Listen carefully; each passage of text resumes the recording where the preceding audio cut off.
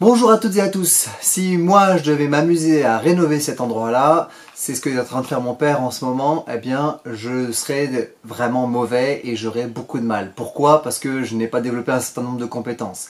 Mon objectif avec ces vidéos, c'est de vous donner des outils pour vous aider à faire ce chantier qui est le vôtre quotidien de l'école à la maison. On est parti? Aujourd'hui, je vous propose un outil qui s'appelle le timeboxing. Le timeboxing, c'est pas pour faire de la boxe, c'est un outil d'apprentissage qui a pour but de faciliter le temps de travail, de ramener la motivation. Il se met un petit peu, il rentre dans la continuité de la routine que je vous ai déjà présentée dans une vidéo précédente. Et cette idée que pour être motivé, eh bien, j'ai besoin de savoir où je vais. Alors c'est parti, on y va. Ah, j'ai oublié de vous dire un truc, juste avant de monter là. C'est que la motivation provient de la satisfaction. La satisfaction de réussir, la satisfaction d'avoir atteint un objectif, ou la satisfaction de comprendre. Au sujet de comprendre, je ne vais pas avoir le temps d'en parler dans ces vidéos, mais j'ai déjà mis en place, il y a plusieurs années en arrière, un parcours apprentissage qui traite de ces questions de compréhension de la lecture, comment améliorer aussi l'écriture, comment aussi favoriser la mémorisation, comment booster vos facultés intellectuelles. Des vidéos qui durent toutes entre 3 et 5 minutes. Il y a un parcours complet avec 6 thématiques et 18 vidéos en tout ce qu'il faut pour vous accompagner à la maison et notamment pour les enfants qui ont besoin d'outils pour rentrer plus facilement dans des apprentissages fondamentaux tels que la lecture et l'écriture.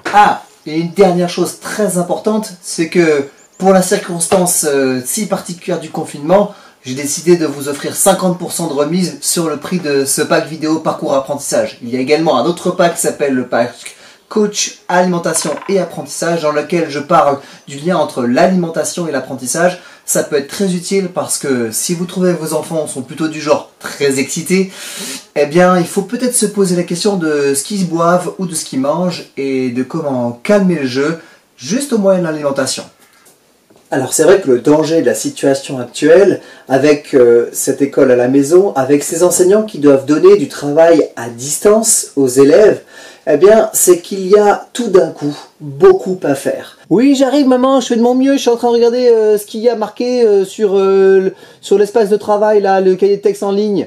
Oui, je sais, ça. Oui, je sais. Oui, ça fait 10 minutes que j'y suis, je suis à la 2e page. Combien il y en a 10.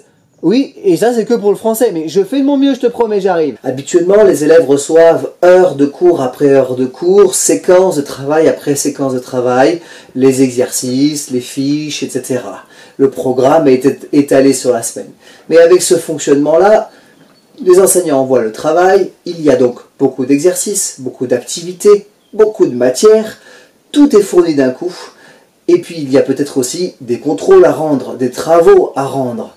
Et cette masse de travail, jour après jour, sur les espaces de travail numériques par exemple, eh bien donne l'impression d'être complètement noyé. Ce sentiment d'être noyé va procurer bien souvent chez les parents, chez les enfants, un découragement devant la tâche. La montagne paraît bien haute. Et il y a fort à parier que devant une telle montagne de travail, il va être difficile pour l'enfant de ressentir de la satisfaction et donc de la motivation. La mise au travail risque d'être compliquée devant la tâche à faire. Franchement, suffit de lui promettre un petit carambar à la fin de ses exercices et c'est bon, ça fonctionne bien pour la capacité attentionnelle ça, hein Oh, c'est pas le sujet de ces vidéos, la récompense, même si pourquoi pas ça pourrait être intéressant d'en faire une, mais si on veut avoir du fruit sur du long terme, si on veut travailler sur la collaboration, c'est pas avec la carotte qu'on va y arriver, hein. Même s'il faut reconnaître que c'est un peu comme le masque, c'est très d'actualité la récompense. Donc le but du timeboxing, c'est de solliciter et de faciliter la capacité attentionnelle de l'enfant au cours de son travail. Voyons voir comment. Le timeboxing, c'est un outil qui permet 3 choses. La première chose, c'est de séquencer le temps de travail. Ça, c'est une première chose très importante parce que nous avons vu qu'il y a beaucoup de choses à faire, eh bien nous allons séquencer, nous allons répartir. Deuxième chose que le timeboxing permet, eh bien, c'est de délimiter un temps spécifiquement dédié à une activité en particulier. Et la troisième chose, évidemment, le troisième bénéfice, c'est que ça va permettre tout simplement d'apprendre à gérer son temps. Avec l'outil du timeboxing, je ne vais pas faire des maths. Non, je vais décider de faire 15 minutes de mathématiques. Et dans ces 15 minutes de maths, je décide, ou je pense plutôt que je vais pouvoir faire les exercices 3, 4 et 5, page 15.